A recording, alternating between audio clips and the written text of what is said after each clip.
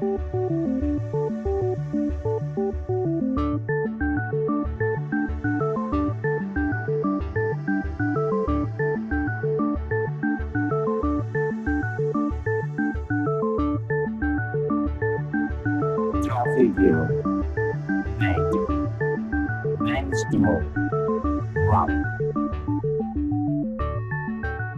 Hola, ¿qué tal, amigos y amigas del software libre? Una nueva edición de Compilando Podcast, la que tenemos por delante para compartir juntos en pleno verano aquí en el hemisferio norte. Ya estamos a menos de un mes de un evento que toma una gran forma y que reunirá a los podcasters de GNU Linux y software libre en horas y horas de directo. Nos referimos al Maratón Linuxero del próximo domingo, día 3 de septiembre. Hola, Linuxero. Bienvenido a otro episodio. Hola, ¿qué tal? Buenos días.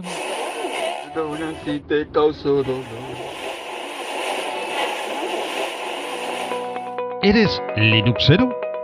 ¿Te gustan los podcasts sobre GNU Linux y software libre? Entonces, este anuncio es para ti. Prepárate porque el 3 de septiembre a las 3 de la tarde, hora española, Gran Maratón Linuxero. Con la participación de referentes del podcasting y el software libre de habla hispana. No lo olvides, Maratón Linuxero el 3 de septiembre a la hora 3 de la tarde España. GitHub y YouTube, Maratón Linuxero. Telegram y Twitter, @Maratón Linuxero.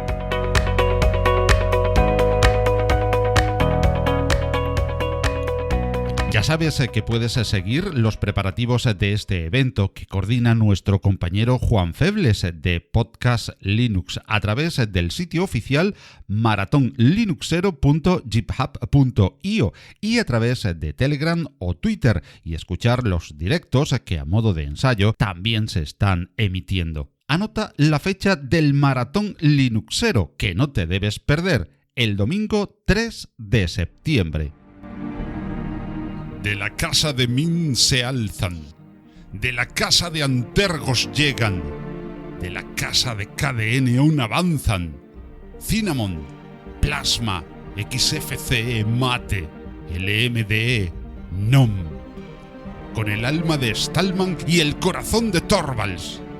Seguidores del camino de Murdoch. Mujeres y hombres libres de mente abierta. Tierras altas y los valles de las selvas y allende los mares. La llamada está hecha. Este 3 de septiembre a las 3 de la tarde, hora de España. GitHub y YouTube, Maratón Linuxero. Telegram y Twitter, @Maratón Linuxero. Y entrando en la presentación de esta edición número 11 de Compilando Podcast, te adelantamos a que mucho tendrá que ver con la última de nuestras entregas, pues si en ella hablábamos largo y tendido con Baltasar Ortega sobre Academy en los días previos a este evento, hoy lo haremos de nuevo, pero con las opiniones in situ en la Universidad de Almería y a través de las palabras de sus protagonistas. Igualmente, en nuestro apartado Algo Alguien tendrá lugar destacado la última edición de Academy celebrada el pasado mes de julio, pues nuestro entrevistado será Paul Brown, responsable de comunicación de KDE y de la Free Software Foundation en Europa. Paul es un destacado comunicador de software libre y GNU Linux que desempeña actualmente las dos grandes responsabilidades mencionadas, así como asesoramiento en comunicación y difusión a importantes proyectos y compañías del mundo GNU Linux. Además de haber desarrollado en el pasado labores tan destacadas como la dirección del Linux Magazine y de Ubuntu User. Con él hablaremos, como no, de Academy y por supuesto de la comunicación y difusión del software libre. Con este código escrito pasamos ya a compilar la edición número 11 de Compilando Podcast. La noticia.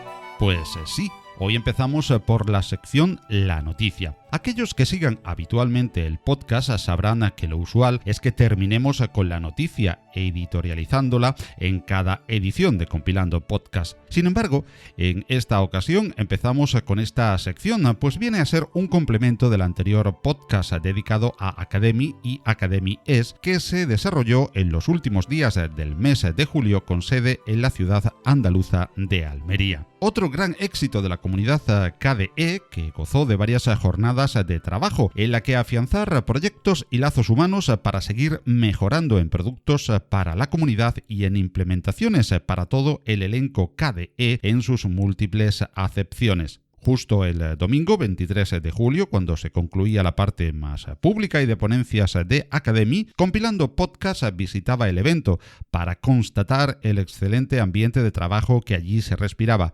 Y minutos antes de la foto de grupo, mantuvimos esta interesante charla con Antonio Larrosa, presidente de KDE España, que valoraba así el evento. Pues la verdad es que bastante bien, yo creo que ha salido genial y ha habido un montón de participantes, ha habido participantes locales, que es lo que siempre se espera, que venga gente nueva, que venga gente que esté interesada en el tema, y la verdad es que estamos muy contentos de cómo está saliendo.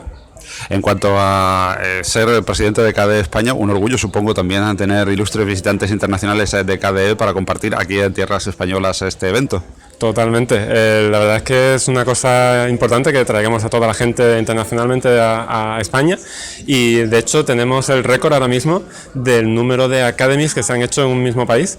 El país donde más se han hecho ha sido aquí en España. Tenemos en Málaga, en la Gran Canaria, en Bilbao, en La Coruña y ahora aquí en Almería. Y supongo que ya con la idea de traerse un nuevo Academy internacional. Bueno, por supuesto, eso siempre. El año que viene vamos a proponer más cosas. Y bueno, ha habido un montón de charlas. Supongo que es muy difícil enumerarlas todas y que todas serán interesantes a nivel general o a nivel particular para cada una de las cuestiones más específicas de KDE. Pero ¿cuál nos puedes destacar, ya no solamente como presidente, sino como oyente de aquellas que has asistido o que has oído comentar? Pues hay muchas muy interesantes. De hecho, hay tanto charlas para usuarios como para desarrolladores. Y como charlas para usuarios, quizás la más interesante ha sido, o una de las más interesantes ha sido la de Plasma, el estado del arte en Plasma, que han explicado las novedades que hay, han explicado la nueva integración que tenemos con Chrome, la nueva integración, por ejemplo, para hacer que desde el propio escritorio, sin tener ni siquiera el navegador abierto, solamente minimizado, podamos controlar el reproductor de YouTube. Y muchas novedades que va a tener las nuevas versiones. Y luego para desarrolladores ha habido charlas sobre Qt en la web, y para poder hacer aplicaciones que puedas ver desde el navegador y se están ejecutando remotamente en un servidor. Y en cuanto a la experiencia como ponente, bueno, pues supongo que también has visto Academy desde la vertiente de presidente, de organizador, la has visto desde la vertiente del oyente y la vertiente de ponente. ¿Qué tal? Por lo que oigo, muy bien. Sí, la verdad es que bastante contento. Ha venido mucha gente a la charla y la verdad es que ha habido unas cuantas preguntas muy interesantes y ha sido bastante bien. Y por último vamos a pedirte la opinión que has ido pulsando a pocas horas de cierre de la parte pública, por decirlo de alguna manera, aunque pueda asistir público lógicamente, pero bueno, la otra parte es más allá para desarrolladores, más específica, pues a pocas horas del cierre de la parte pública de este Academy 2017, ¿qué feedback has tenido con quienes han participado, con quienes te han comentado cómo ha transcurrido estas jornadas de trabajo? Pues en general con todo el mundo con el que he hablado me ha dicho que está bastante contento, aquí pasando calor obviamente porque es Almería, pero en general todo el mundo está muy contento de cómo está saliendo el evento.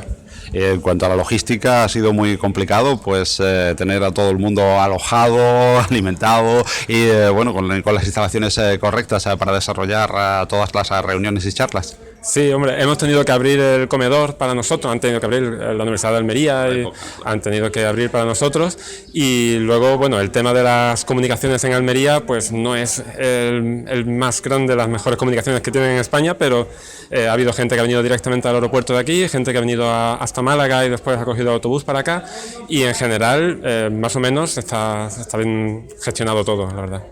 Bueno, pues no te voy a preguntar todavía de números porque no tendréis números sacados a estas alturas, ya lo haremos más tranquilamente cuando se publique el podcast, y de momento pues por todas las opiniones que hemos podido pulsar, darte la enhorabuena por el trabajo realizado y animarte a seguir trayendo eventos como este a nuestro país, en el Academy Nacional, que ya es importante, y en el internacional también. Muchas gracias, Antonio, por tu participación siempre en Compilando Podcast, por atendernos y por el éxito de este Academy.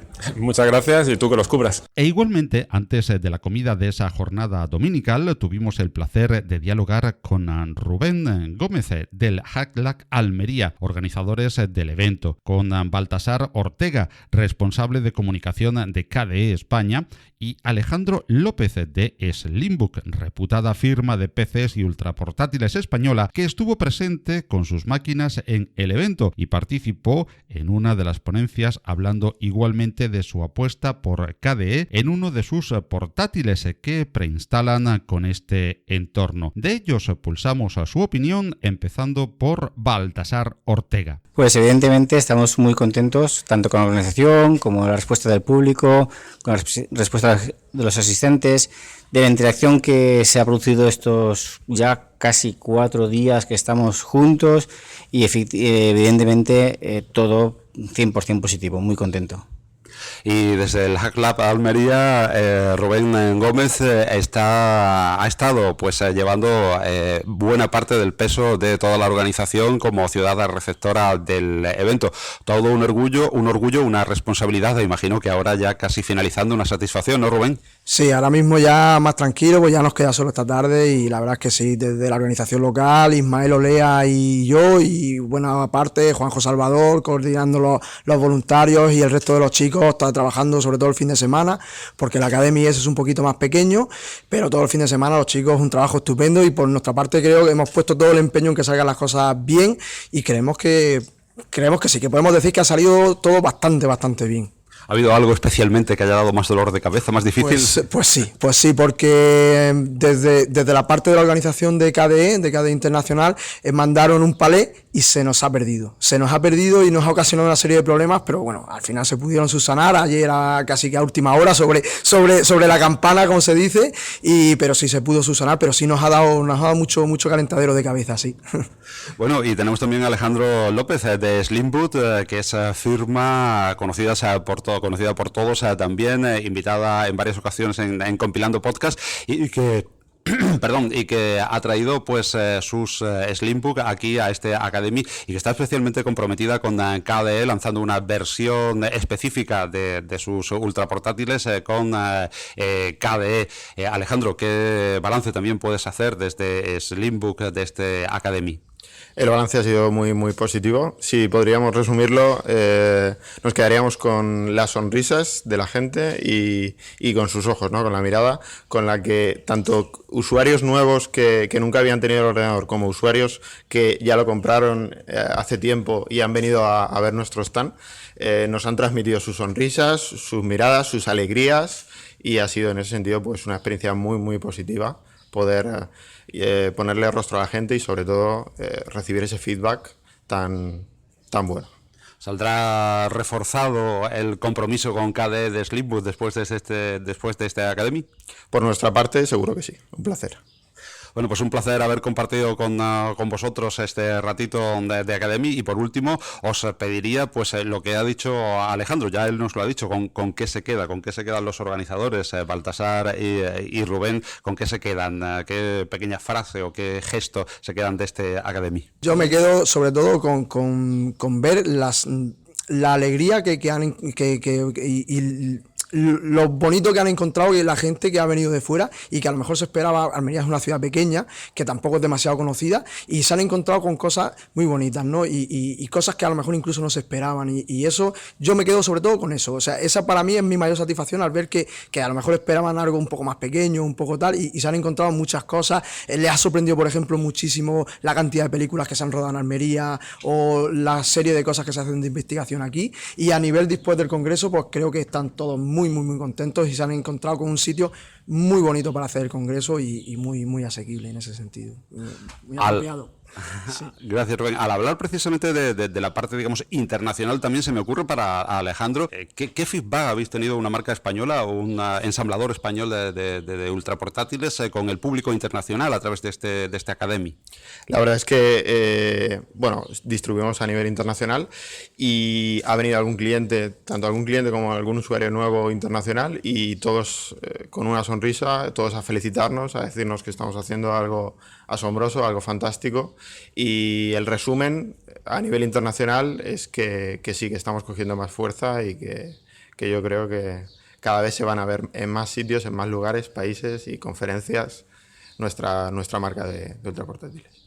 Y por último, como decíamos, Baltasar Ortega, ¿con qué se queda de este Academy? Yo me quedo realmente con la fiesta de bienvenida que tuvimos el viernes, después de por la noche, que le hicimos en un sitio precioso, y la verdad es que esa noche de tapeo, medio bebida y demás, fue fabulosa. Es lo que te comentaba con el anterior podcast, que el momento social es lo más importante, porque seguramente cuando nos vayamos a casa nos iremos pensando con las nuevas tecnologías de plasma, con los nuevos escritorios, con las nuevas funcionalidades, con el plasma mobile, con Kirigami, con palabras extrañas y raras. Pero después, cuando nos reflexionemos realmente, nos quedaremos con ese saludo, esa conversación sobre cualquier cosita, cualquier detalle que hace que pongas cara y sonrisa posterior a cuando hablas virtualmente con la gente. Y aún acabando aquí el apartado La noticia de esta entrega de Compilando Podcast, seguiremos hablando de Academy, pues el protagonista de nuestro próximo apartado es Paul Brown, que entre otras ocupaciones es responsable de comunicación del proyecto KDE. ¿Te pongo merluza? La tengo muy buena. Sí, ponme unos filetes para rebozar y cuarto y mitad para tirar a la basura. Cada año desperdiciamos el 35% del pescado que capturamos. Mientras, 800 millones de personas pasan hambre. El mundo no necesita más comida, necesita más gente comprometida. En Manos Unidas apoyamos proyectos contra el hambre en 60 países. Comprométete. Llama al 900-811-888.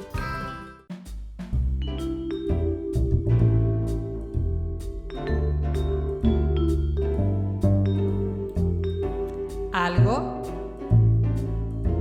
alguien.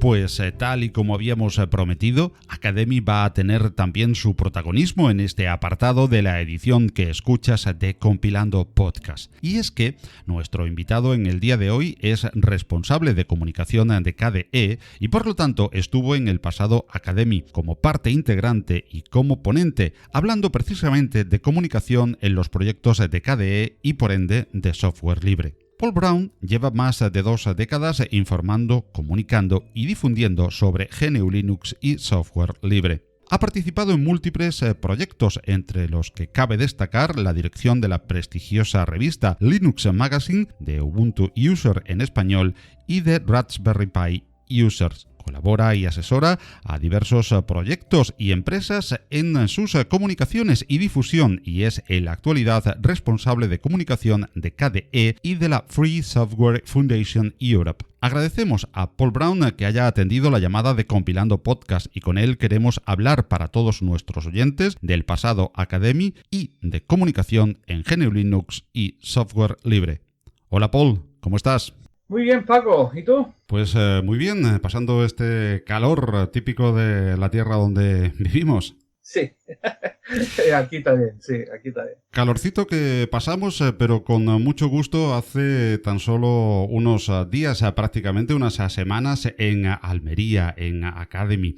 Como responsable de comunicación de KDE, ¿cómo valora Paul Brown este último Academy junto con Academy S, que han sido en un mismo acto en la Universidad de Almería? Bueno, como siempre han sido, ambos eventos han sido muy, muy interesantes. Lo que sí que hay es varios temas que, aunque los Academy no son temáticos, aparte del hecho de que van sobre KDE, sí suelen haber varios temas así más concretos que son cada año. Este año ha habido mucho sobre KDE para móvil, ha habido mucho de eso, de las tecnologías Plasma Mobile y Kirigami y todas estas cosas que han salido una y otra vez en las charlas y en las reuniones y en las maratones de desarrollo y tal, ¿no? Tenemos, de hecho, un vídeo por ahí donde Jonathan Riddle hace una demostración de Plasma Mobile sobre un Nexus 5, creo, y la verdad es que él dice que no está para usuario final, será verdad, pero funcionar, funciona, así que ya tenemos un KDE móvil. En cuanto, precisamente te iba a preguntar, en cuanto a las temáticas, las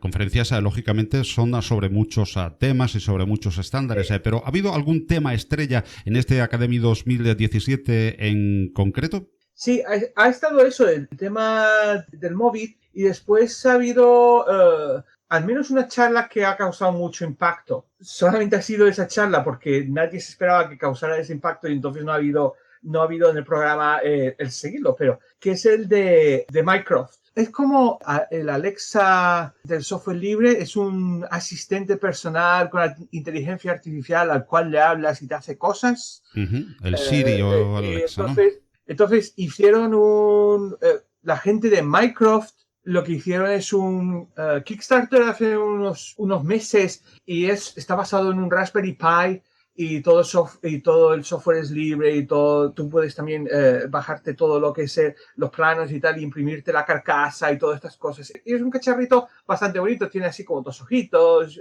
LEDs, y tiene una sonrisita LED y todo eso, y tú le hablas y te hace cosas y le dices, cuéntame un chiste, y te cuenta un chiste de Chuck Norris, tiene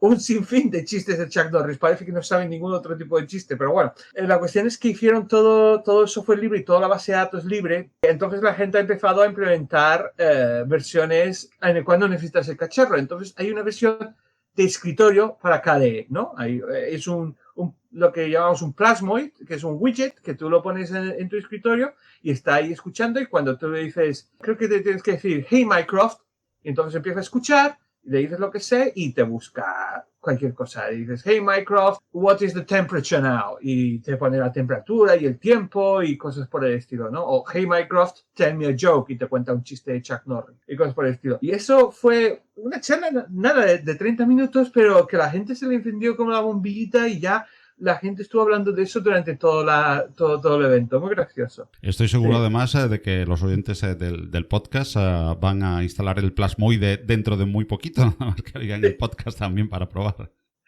Tengo que advertir que está un poco verde, que él hizo una demostración y funcionó y todo demás, pero él es el desarrollador. Se llama Atia, es un chaval indio, no me acuerdo el apellido. Y fue una demostración, pero claro, él, digamos, es como el dueño y señor de este Microsoft, entonces le obedece. A los demás no nos obedecía tan bien, todo hay que decirlo, está un poco verde. Que habrá que domesticarlo, que habrá que domarlo en cada equipo particular. Sí, bueno, entiende bastante bien casi todo. Vamos, yo le hablé y entendía bastante bien. Lo que pasa es que yo le empecé a pedir cosas muy difíciles y decía, no tan difícil, no puedes pedirle tantas cosas que no. Lo que ellos hacen es lo amplían con plugins, o sea, es totalmente modular, entonces tiene, digamos, una forma básica que tiene muy poquitas cosas y hace cositas muy limitadas, pero después le dices, tienen un plugin, por ejemplo, de poesía, y entonces le dices, cuéntame una poesía sobre, yo qué sé, los campos verdes de Bretaña, y te suelta una cosa pastoral ahí preciosa y tal. con una voz muy robótica, todo hay que decirlo, pero bueno. Entonces le meten toda esta serie de plugins. Si tú tienes intereses que van por un lado, pues coges el plugin que va de eso, de cine, por ejemplo, y tienes todos los datos de cine y tal, ¿no? En fin, está interesante. Y claro, como es software libre, cada vez hay más plugins, ¿no? Cada día sale un nuevo plugin. Ahora plugins sobre Pokémon, plugins sobre sellos, sobre lo que sea, ¿no? Las ventajas del software libre también aplicadas a este nuevo asistente.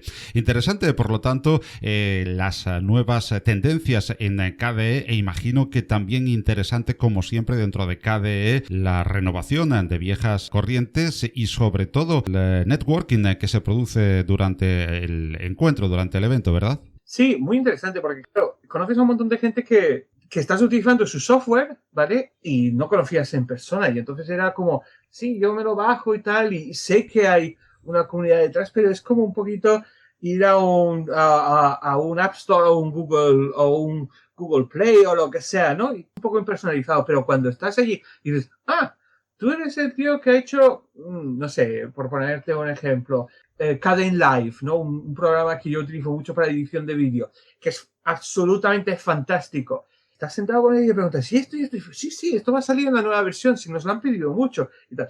Entonces, es algo realmente interesante. Lo que sí que yo encontré un poquito preocupante, porque claro, vamos a ser totalmente honestos con los problemas que tiene nuestra comunidad, y este es un tema que ha salido una y otra vez, es que la comunidad es muy uniforme, ¿no? O sea, casi todos somos hombres, casi todos somos europeos, etcétera, etcétera, ¿no? Hay muy pocas mujeres y tal. Y esto fue un tema que también se trató. O sea, cómo abrirnos a otras comunidades, a otros grupos sociales, ¿no? Hubo un par de charlas, uno de Mirko Boyle, que trataba sobre eso, sobre cómo había una resistencia pasiva a que entrase gente pero esto es algo común en el software libre en general, pero que entrase gente diferente a la que ya había, ¿no? Y cómo el planteamiento de que los que entran por méritos, entran y suben por méritos, este sistema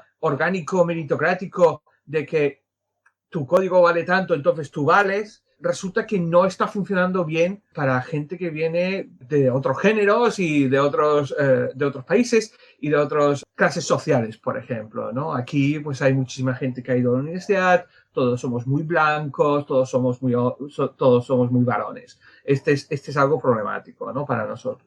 No sé cómo tú lo verás, Paul, pero precisamente ese hecho de que, de que tengamos como un rasgo común los que nos dedicamos, usamos, programamos o divulgamos el software libre, todos somos prácticamente universitarios, blancos, varones. Aparte de ser un hándicap para el propio software libre, también puede ser un problema, y aquí enlazo con un tema que quería tratar contigo como gran divulgador del software libre, puede ser un problema de comunicación, porque a lo mejor no tenemos prácticamente contacto con los usuarios, por decirte un ejemplo, africanos, cuando precisamente el software libre es un software que dentro de, digamos, los problemas estructurales que tiene África, podría ser un software que entrase precisamente y penetrase mucho mejor en ese tipo de sociedades donde las limitaciones económicas son mucho más importantes y se puede implementar mejor el software.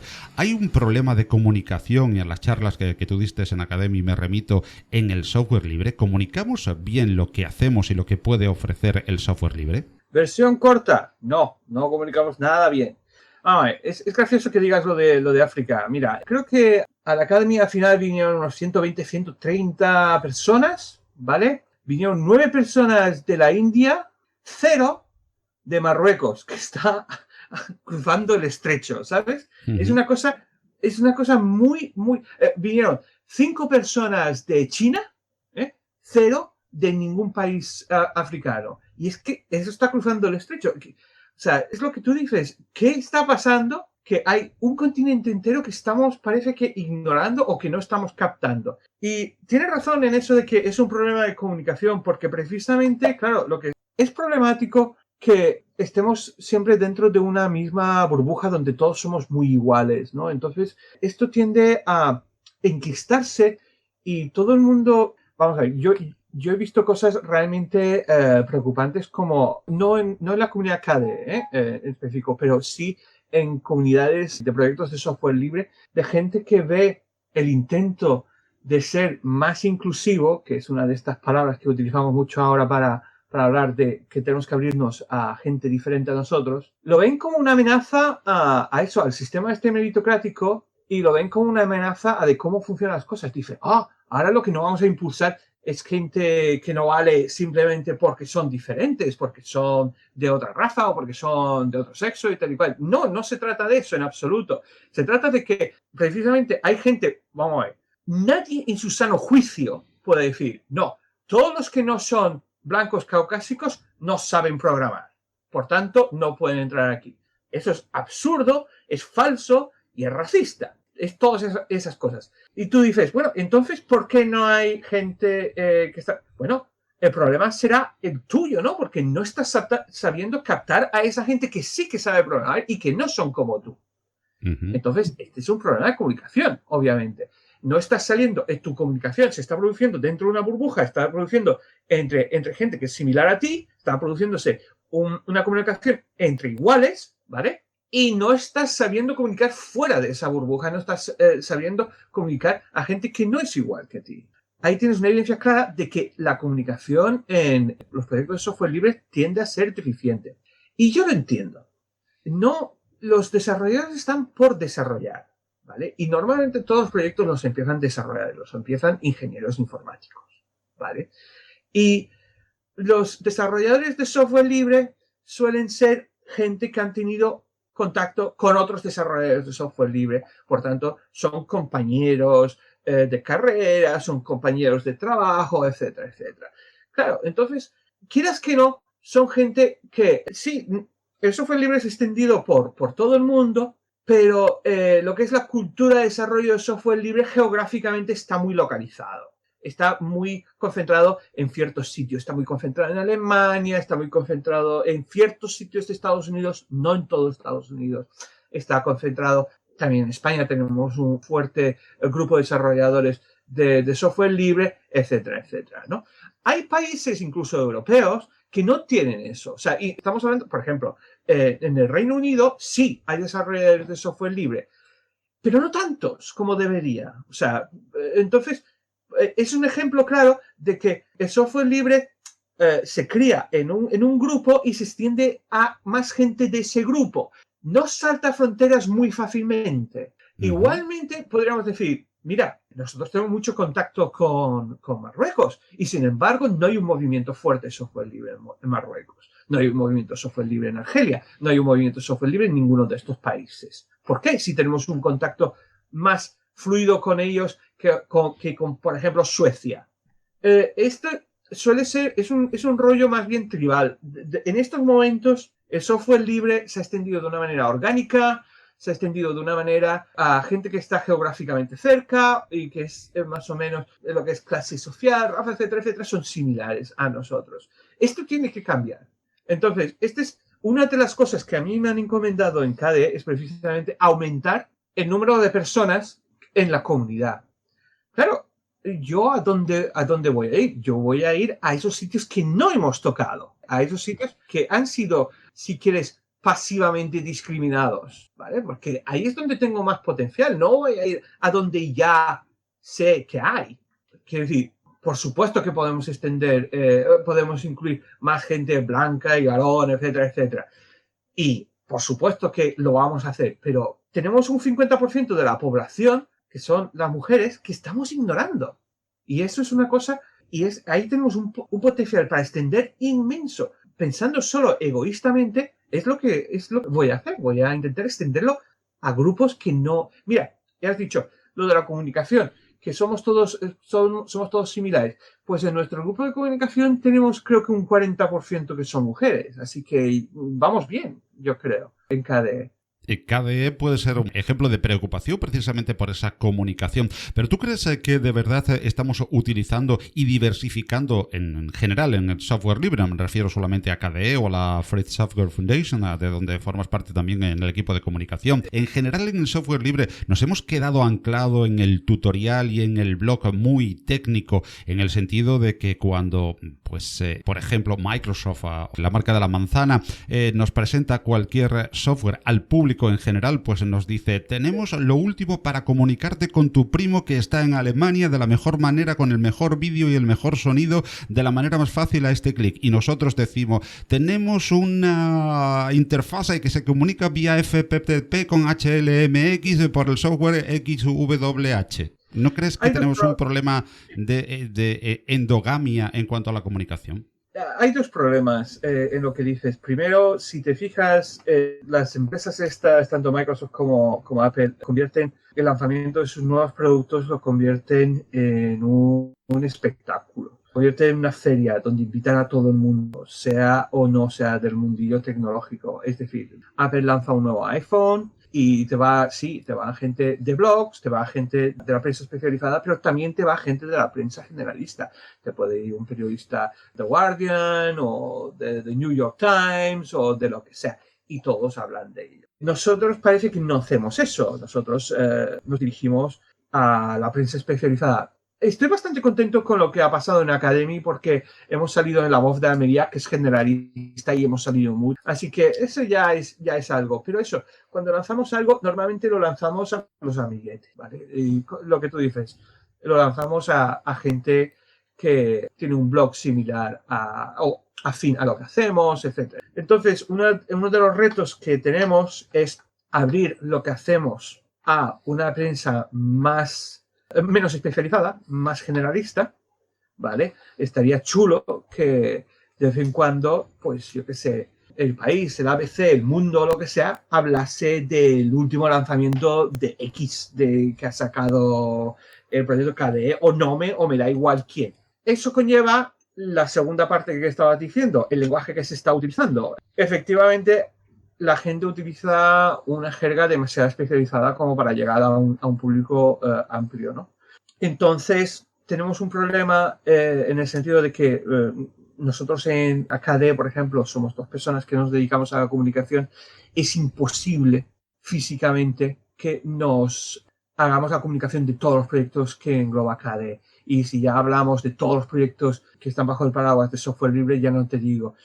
Entonces tenemos que hacer un poco de crowdsourcing y hacer que los desarrolladores aprendan ellos solitos a promocionar sus proyectos, eso, con un lenguaje más llano, dirigido a un usuario, a los usuarios finales, no a sus amiguitos, no a otros desarrolladores. Y esta es una de las cosas de la que estuve hablando en Academy. Tuvimos un taller donde analizamos unas cuantas webs y descubrimos que efectivamente la web, que es el escaparate, el primer escaparate que tiene un proyecto, la mayoría de ellas eran muy deficientes. Había una en particular, de cual no voy a decir el nombre, porque se dice el pecado y no el pecador. Había uno en particular que lo miramos y dijimos, bueno, primero miramos la foto de entrada, que dijimos, sí, es una foto bonita, pero no se ve aquí lo que hace este software. Después seguimos moviéndolo hacia abajo para ver lo que había más abajo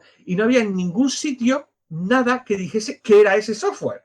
Nada, cero. No había ni siquiera una descripción técnica de lo que era el software. Pasaba directamente a noticias, a cosas como la versión no sé qué ha salido. Pero claro, tú te quedas diciendo, vale, la versión no sé qué ha salido, pero la versión ¿de qué? ¿Vale? Porque ¿qué hace esto? Todos los que estaban en la habitación sabían qué hacía ese software. Claro, es un software muy conocido, utilizado por muchos y querido por muchos, pero cualquiera que llegue nuevo a esa web no sabe lo que hace ese software. Y la foto, además, la captura de pantalla que había era como demasiado de cerca y estaba hecho en perspectiva de tal manera de que tampoco se veía lo que hacía era eso. Una cosa que dices, y este fallo tan elemental lo ves una y otra vez, una y otra vez. Una escala mejor es cuando lo explican, pero lo explican técnicamente. Es un poco mejor, pero no es bueno, porque dices... Es gracioso porque en la otra charla cogí una descripción de otro software y lo traduje al inglés llano. Y me dijeron, pero suenas como un vendedor. Digo, vamos a ver, ¿quién te ha hecho tanto daño a ti que convertir esta jerga en inglés llano te parece que yo suene como un vendedor? Quiero decir, el problema no es lo que yo digo, el problema es lo que tú dices. El problema es totalmente incomprensible para el común de los mortales. Todos los que estáis en esta habitación entendéis la descripción original, pero porque estáis viciados y conocéis toda la jerga, etcétera. Pero cualquiera que venga de fuera no entiende nada de lo que pone aquí. Y les puse un ejemplo de otra área, del área financiera. Digo, os voy a escribir un producto financiero. Se los describí y dije, ¿y qué es esto? Nadie lo sabía. Claro, porque es que la jerga, es que lo que hace es crear una barrera entre ti y todo el mundo. En fin, es una batalla continua porque, claro, ellos han aprendido que así es como se tienen que explicar las cosas. Mira, yo escribo muchas notas de prensa, ¿vale? Y es exactamente el mismo problema. Yo escribo notas de prensa para empresas tecnológicas, todas relacionadas con el software libre, por supuesto, y me exigen primero me exigen que escriba la nota de prensa como la haría Microsoft o IBM, ¿no? Con su jerga, etcétera, etcétera. Llego en redondo, le digo, mira, tío, esto no va a funcionar. Esto no va a funcionar. Esto es incomprensible, es horrible, etcétera. Si tú quieres un periodista que lea esto, tienes que escribirlo de otra manera. Dice, sí, pero a Microsoft y IBM le funciona. Sí, claro, porque son Microsoft y IBM. Todo el mundo lee lo que ellos publican, sea horrible o no. Pero tú no eres Microsoft, no eres IBM. Para hacerte un hueco, tienes que hablar de otra manera. Tienes que hablarle al periodista de otra manera. Si IBM suelta una nota de prensa llena de jerga, llena de cosas totalmente incomprensibles para el común de los mortales, no te preocupes que habrán 50 especialistas en un periódico intentando analizar eso, intentando dilucidar qué significa eso, si van a despedir a 1000 tíos más, o si van a contratar a 1000 más, o se van a meter en otra área, tal y cual. Pero porque viene de IBM, ¿vale? Y IBM tiene el presupuesto de una nación. Claro, no puedes ignorar a IBM aunque esté mal escrito, pero sí te pueden ignorar a ti. Y es exactamente el mismo problema con la gente que desarrolla aplicaciones y proyectos y tal. Ellos hacen sus webs y hacen sus comunicados y sus blogs y tal y como lo harían IBM y Microsoft. Pero claro, así no llegas al común de los mortales. Y lo que nosotros queremos en KDE es todo el software está finalmente tiene que llegar al común de los mortales. Entonces tenemos que hablar al común de los mortales. Quieran que no.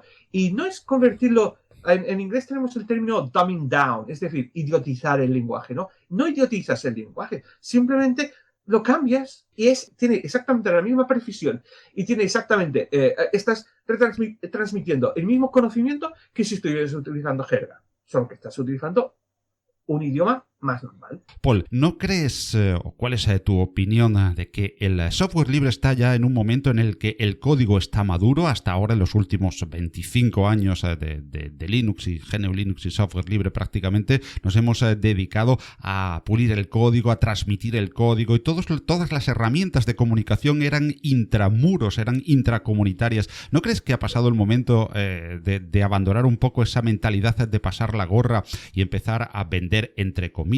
Cuando hablo de vender digo a ofertar de las diferentes maneras a nuestros productos, los productos de software libre que ya están suficientemente maduros en el código, aunque hay que seguir día a día lógicamente puliendo y trabajando en ese código, y empezar a cambiar los métodos y las formas de comunicación extramuros, aunque se conserven los internos y habituales, empezar a usar otros medios, otras técnicas y en definitiva otras formas de comunicación? Sí, mira, es curioso que digas eso porque efectivamente hasta ahora, pues tú lo sabes, los desarrolladores han sido los estrellas de este sector, los Linus Torvalds, los Richard Stallmans, etcétera, etcétera, ¿no? Ellos son, y por supuesto, no voy a quitarles ningún mérito. De hecho, a mí no me importa que mi nombre no se sepa. Por supuesto, los que han iniciado esto y lo han convertido en algo realmente que vale la pena luchar por él, son los desarrolladores. Eso sin duda, sin duda. Pero efectivamente, como tú dices, para seguir progresando hay que diversificar un poquito más. No podemos quedarnos con una comunidad como tenemos. El problema de una comunidad como, por ejemplo, KDE o el de Nome o de cualquier otro proyecto de estos grandes es que nunca se quedan estancados. No sé exactamente por qué. A lo mejor un sociólogo podría explicarlo. O crecen o encogen. Esto es lo que ocurre. O sea, estancados nunca se quedan. Entonces, si hemos llegado al límite que puede la población interesada en desarrollar en KDE dentro de lo que es este pequeño grupo, que no es tan pequeño, vaya, pero hay varios miles de personas, pero bueno, de este grupo, obligatoriamente, si hemos de seguir creciendo, tenemos que salir fuera. No hay más remedio, porque si no, esto encogerá. ¿Qué es lo que pasa? No tengo una explicación basada en datos científicos, pero mi sensación es la siguiente. Tú empiezas un proyecto como Linux, es algo pionero, es algo interesante, es como una aventura, y se te empieza a sumar gente precisamente por eso. Cuando Linux ya no es tan especial, ya no es tan pionero, cuando ya está en miles de máquinas, en teléfonos, en supercomputadoras, en ordenadores normales, etcétera, en servidores de internet, etcétera, la gente que se te sumaba porque iba buscando la aventura ya no se te suma, ¿verdad? Digo yo, quiero decir, claro, ya ese atractivo de que es una novedad y soy soy parte de algo que es como la nueva ola, etcétera, todo ese atractivo lo pierdes. Entonces tienes que crecer de otra manera. Tienes que crecer con otros incentivos. Y tienes que crecer a otro tipo de gente con otro tipo de mentalidad. En el caso de KDE es exactamente lo mismo. Todos nos apuntamos a KDE porque, wow, es un escritorio que realmente mola, hay mucho que configurar, tiene un mogollón de trucos y menús y tal y cual. Una vez que eso pierde un poco de fulgor, ya tienes que ir a usuarios más normales, tienes que ir a usuarios que lo que no quieren novedad, sino que quieren algo de lo que se pueden fiar y que todos los días es lo mismo y que les permite hacer su sota, caballo y rey sin problemas. Entonces, este es otro tipo de población al cual no estamos llegando. O sea, estamos hablando de los usuarios finales totales. O sea, no estamos hablando de la gente que no sabe ni lo que es el software libre ni le interesa. Ya no hablamos de tener conocimientos técnicos. Eso, por supuesto, totalmente fuera de lo que es su área de interés. Pero tenemos que llegar a ellos porque es un escritorio para usuarios finales y eso es lo que estamos diciendo que es. No podemos seguir haciendo eventos solamente para desarrolladores. Es curioso porque lo estaba pensando el otro día. Sí, Academy está muy chulo. Dentro de unos meses, en octubre, creo que hay una reunión que es Randa, que se celebra en los Alpes suizos, donde van un montón de desarrolladores y adelantan una barbaridad lo que es el desarrollo de sus proyectos y tal, pero de nuevo es un evento para desarrolladores, organizado por desarrolladores, solo para desarrolladores. ¿Dónde está el evento de KDE para usuario final? No hay. Y no lo hay tampoco para Nome, y no lo hay tampoco la LinuxCon, por ejemplo. Es lo que más se le podría acercar. Es también muy técnico, pero también es para empresa. Pero para usuarios finales no, es para empresa. Y normalmente es para empresa que lo está utilizando en cosas embebidas, en automoción, por ejemplo, o en servidores o cosas por el estilo. No es para empresa que va a usuario final, como por ejemplo sería la gente de Slimbook, ¿vale? No hay un evento de software libre para usuarios finales. Y tú y yo sabemos que el software libre es perfectamente adecuado para los usuarios finales, pero no hay un evento que vaya y se lo venda, como tú has dicho. La segunda cosa, tocando el tema de la venta, tú has dicho, vender, por decirlo de alguna manera, bla, bla, bla. Vamos a ver, yo no veo ningún problema con la palabra vender en este contexto. Ni siquiera veo un problema con la palabra vender en el sentido más estricto de la palabra, que es intercambiar algo por dinero, ¿no? Efectivamente, eso es un miedo extraño que tenemos en la comunidad. No hay nada en la GPL ni ninguna otra licencia libre que diga, licencia realmente libre, que diga que no puedas vender tu software. De hecho, eso va decir que no puedes vender tu software, va en contra de la GPL, porque la GPL dice muy claramente en sus 4 declaraciones de principio, supongo, iniciales, que el software que va con esta licencia puede ser usado para cualquier propósito. Y ese cualquier propósito incluye venderlo. Así que no hay nada en contra, no hay nada en la GPL que diga que no puedes venderlo. La segunda cosa, yo no sé si te has enterado, pero ayer hubo una cosa muy traumática en la comunidad Krita. ¿Te has enterado de esta noticia? Sí, efectivamente, están con verdaderos problemas financieros. Sí. Hoy, gracias a Dios, no. Ayer estaban con verdaderos problemas financieros porque resulta que ellos son una fundación sin ánimo de lucro. Resulta que la persona que le estaba aconsejando, su asesor financiero o su contable o lo que sea, se ve que era un pasguato y les aconsejó mal. Y resulta que han acabado debiendo, creo que unos 30.000 euros al fisco, no sé si danés o holandés o algo por el estilo. Porque resulta que tenían un empleado en Rusia y estaban vendiendo vídeos, entonces resulta que estaban no respetando les hacía ser una organización sin ánimo de lucro, sino que se habían convertido en una empresa y por tanto tenían que pagar impuestos, bla, bla, bla, bla. Vale, ellos consiguieron negociar un acuerdo con el fisco que se lo redujo creo que a 24.000 o algo así, 24.000 euros o algo por el estilo. Y lanzaron un crowdfunding ayer para pedir que a ver si podían, porque tenían que pagarlo pues pronto. Y si no, pues que Krita tendría que desaparecer, la Fundación Krita que tendría que desaparecer y nos quedaríamos todos sin una aplicación de diseño y dibujo de pintura que es, a mi opinión, es absolutamente soberbio. Hoy en día es prácticamente un buque insignia del software libre. Sí, totalmente. Vamos, se está convirtiendo en el software preferido por artistas para pintar. Entonces, claro, un gran problema. Así que ellos hicieron este llamamiento en Reddit. Nosotros lo cogimos y lo tuiteamos en KD, tanto en Twitter como en Mastodon y todos estos sitios. Y la respuesta ha sido bestial. O sea, han llegado al 50% de lo que necesitan en 24 horas, en menos de 24 horas. Y además tienen un sponsor, ¿vale? Un sponsor que les asegura 20.000 libras esterlinas al año. Así que ya podemos respirar tranquilos. Pero claro, hay un problema. ¿Cómo se financia un proyecto de software libre? Es que tiene que depender de donaciones y de sponsors. Esas dos cosas tienen un riesgo muy grande. Si la gente se cansa de ti o se olvida de ti o lo que sea, aunque estés haciendo algo realmente importante, tus donaciones se pueden acabar. Me acuerdo, por ejemplo, de lo que pasó con GNU-PG, ¿sabes? El software que se utiliza para cifrar correos electrónicos. Efectivamente. Estos hace un par de años tuvieron el mismo problema. No estaban llegando, no tenían dinero para acabar el año, para mantener lo que es en su local o lo que sea, para seguir pagando la electricidad. Ya no digamos pagar salarios a la gente que estaba desarrollando eso. Estaban al borde total de desaparecer. Otra vez hicieron un llamamiento y la comunidad respondió. Pero claro, la comunidad podría no haber respondido. Estás poniendo demasiado en la buena voluntad de la gente.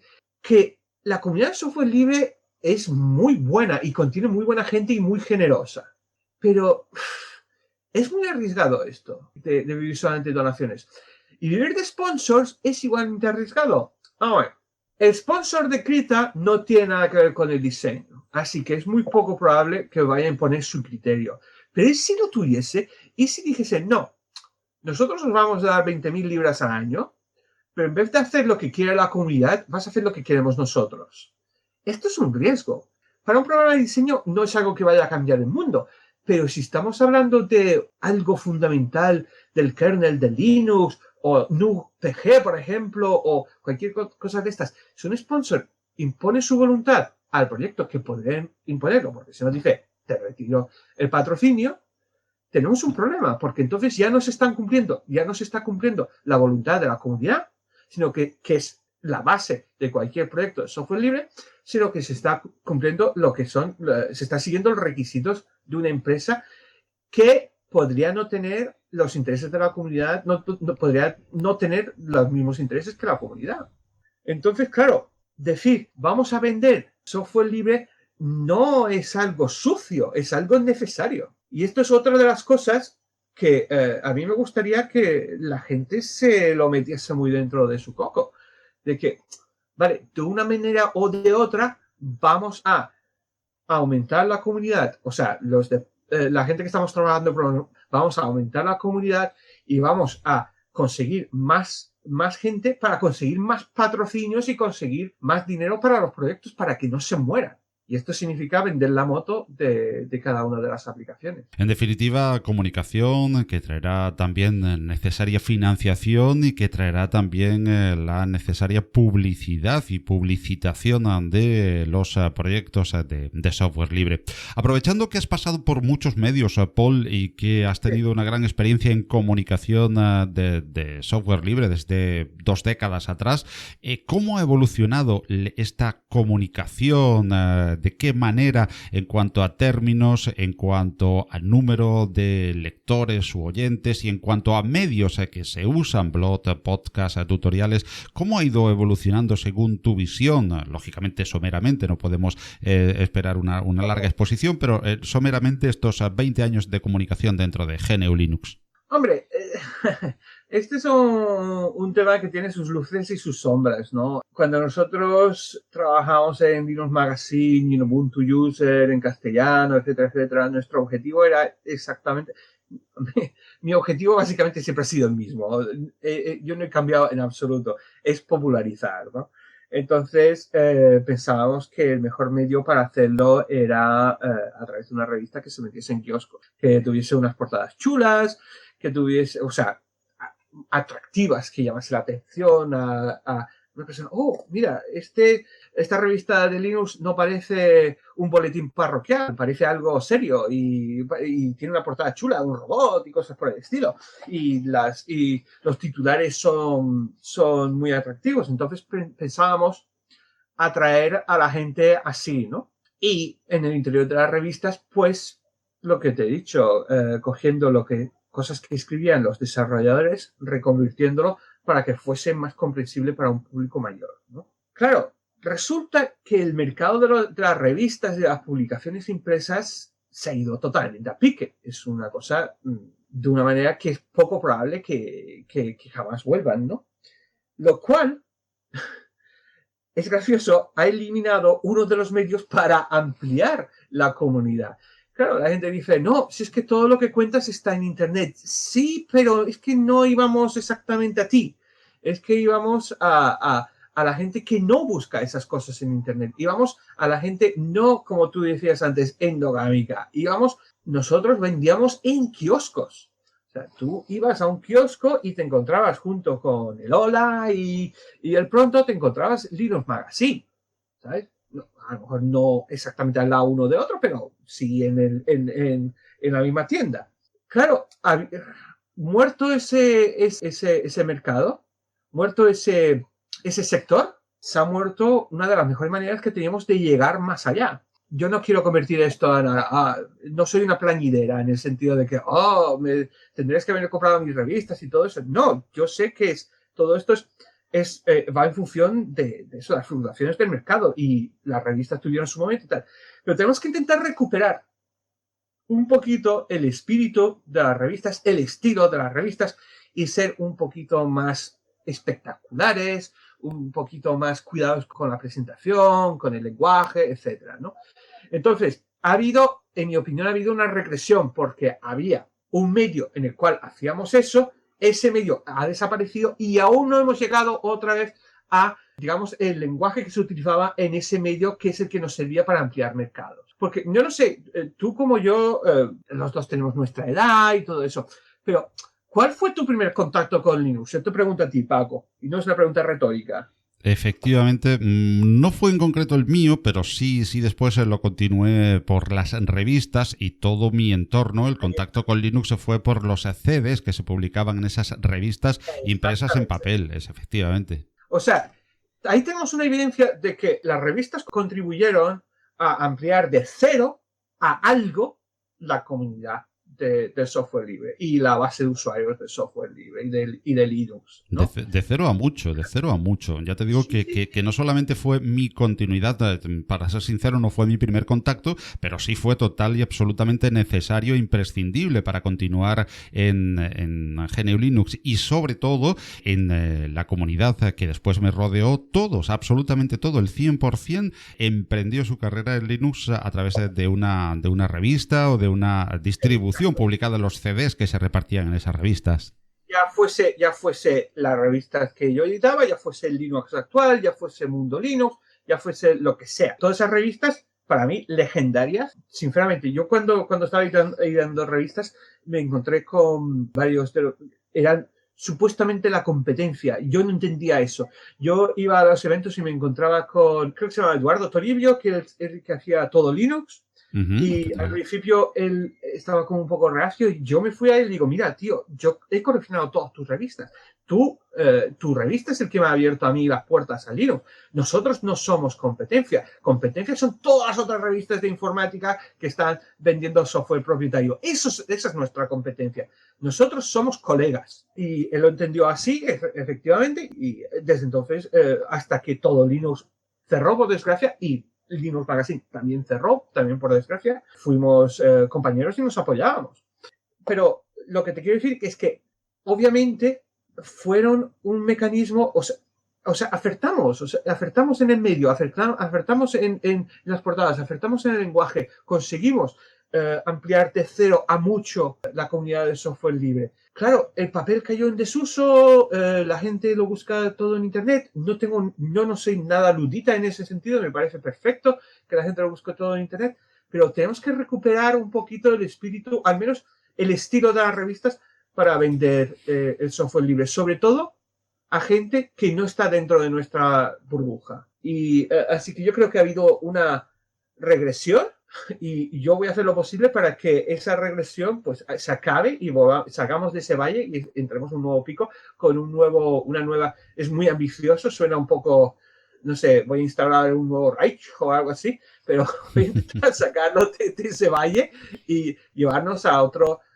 crecimiento utilizando las mismas herramientas que yo creo que son las mismas, o al menos el mismo estilo de herramienta, yo creo que son válidas porque han demostrado ser útiles antes. Muy bien, Paul, pues para ir concluyendo, esperamos por supuesto contar contigo en más ediciones de Compilando Podcast para seguir hablando de comunicación en GNU Linux y de otros muchos aspectos en tus múltiples facetas dentro del software libre, sobre todo como comunicador, ahora responsable de comunicación de KDE y de la Free Software Foundation Europe, pues hablar contigo, como decíamos, en más ediciones de Compilando Podcast, pero en esta, en la primera en la que estás, no me resisto a hurgar en tu intimidad linuxera, como en cada uno de los invitados que tenemos. Y es que un linuxero y otro, cuando nos vemos, es difícil no hacernos la misma pregunta. ¿Qué distribuciones has probado? ¿Por cuáles has pasado? ¿Y cuál es tu principal distribución ahora mismo en el escritorio y tu escritorio? Eso ya casi me lo imagino, fíjate. ¿Cuál crees? ¿Va a ser el XD? No. Bueno, voy a empezar por el final que estoy utilizando ahora. En este momento estoy utilizando OpenSUSE con el KDE predeterminado de OpenSUSE.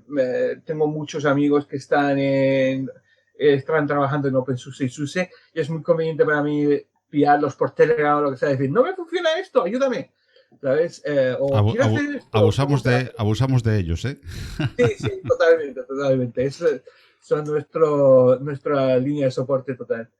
Pero, mira, he pasado por muchísimos. Estuve muchos años utilizando Fedora. He utilizado muchísimos años Ubuntu. Tengo otro portátil aquí que tiene Ubuntu. Y voy a decir la verdad, tiene Unity, no tiene KDE.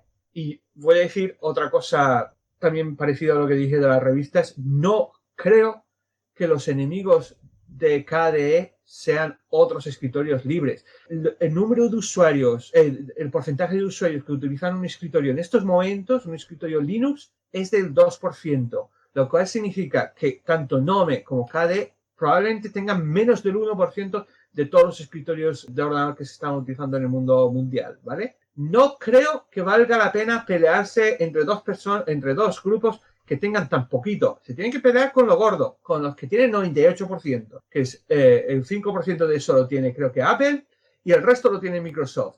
Yo voy a por la perra gorda, yo voy a por Windows, yo voy a convertir gente de Windows a eso. No voy a intentar convencer a los de Gnome que utilizan KDE, porque para mí esa gente son nuestros compañeros.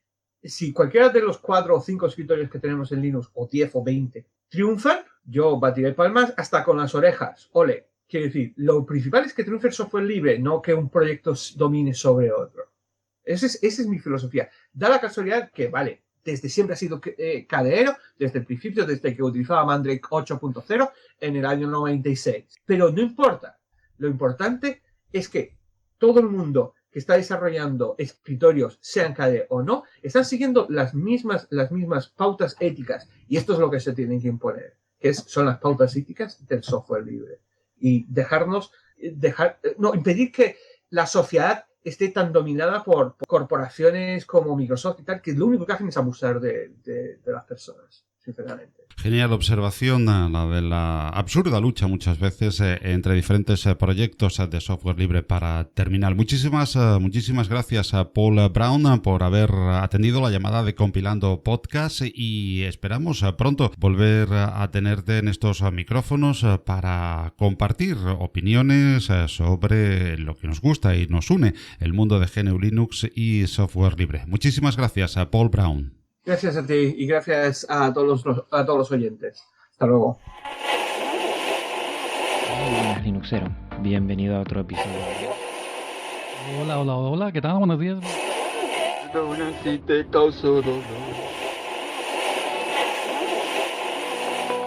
¿Eres Linuxero? ¿Te gustan los podcasts sobre GNU Linux y software libre? Entonces, este anuncio es para ti. Prepárate porque el 3 de septiembre a las 3 de la tarde, hora española, Gran Maratón Linuxero. Con la participación de referentes del podcasting y el software libre de habla hispana. No lo olvides, Maratón Linuxero el 3 de septiembre a la hora 3 de la tarde España. GitHub y YouTube, Maratón Linuxero. Telegram y Twitter, @Maratón Linuxero.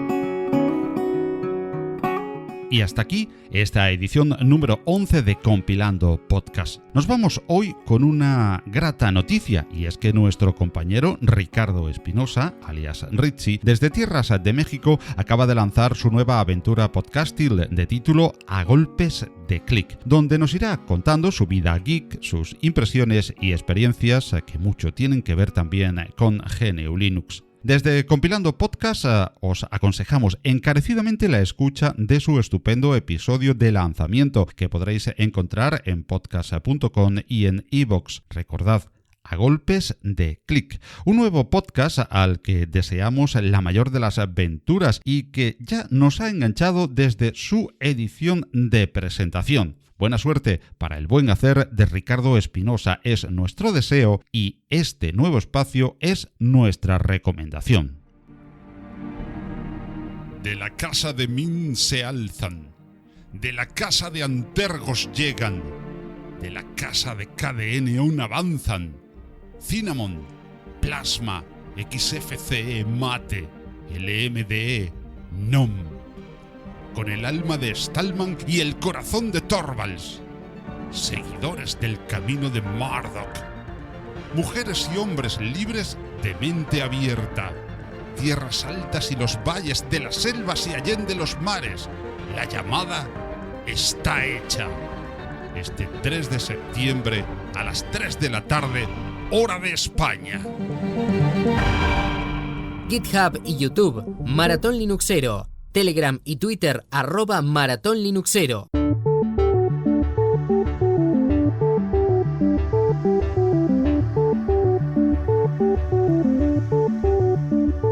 Y tal y como acabas de oír, se está cocinando una cita histórica en el mundo de la comunicación sobre GNU Linux y software libre que se ha dado en llamar Maratón Linuxero. Horas y horas de riguroso directo de la comunidad de podcasters del mundo del pingüino el próximo domingo 3 de septiembre, desde las 3 de la tarde, hora de España. No dejes de informarte en la página oficial del evento, maratonlinuxero.github.io o en Telegram o Twitter como @Maratón Linuxero. Un gran evento sonoro de software libre que no te debes perder el próximo 3 de septiembre. Y ahora sí, te decimos hasta luego, emplazándote a la próxima edición de Compilando Podcast, si Dios quiere, donde pretendemos acompañarte con más noticias e información sobre las tecnologías libres. La música que has oído, como todo este podcast, se licencia bajo Creative Commons Atribución Internacional No Comercial. Todas las piezas las puedes encontrar en los estupendos sitios incompetence.com con la producción de Kevin MacLeod y en musopen.org. Compilando Podcast lo puedes seguir como medio principal en nuestra web compilando.audio, en iVoox, iTunes, YouTube y en el directorio podcast.com, podcasts con K. En todos los apartados de comentarios de estos lugares puedes dejarnos tus opiniones, sugerencias, ideas o comentarios, al igual que a través de Twitter como @compilandpodcast o en el correo electrónico redacción@compilando.audio. Nos encontramos en la próxima edición de Compilando Podcast. Hasta entonces, disfrutad de mucho y buen software libre, que lo hay. Hasta luego.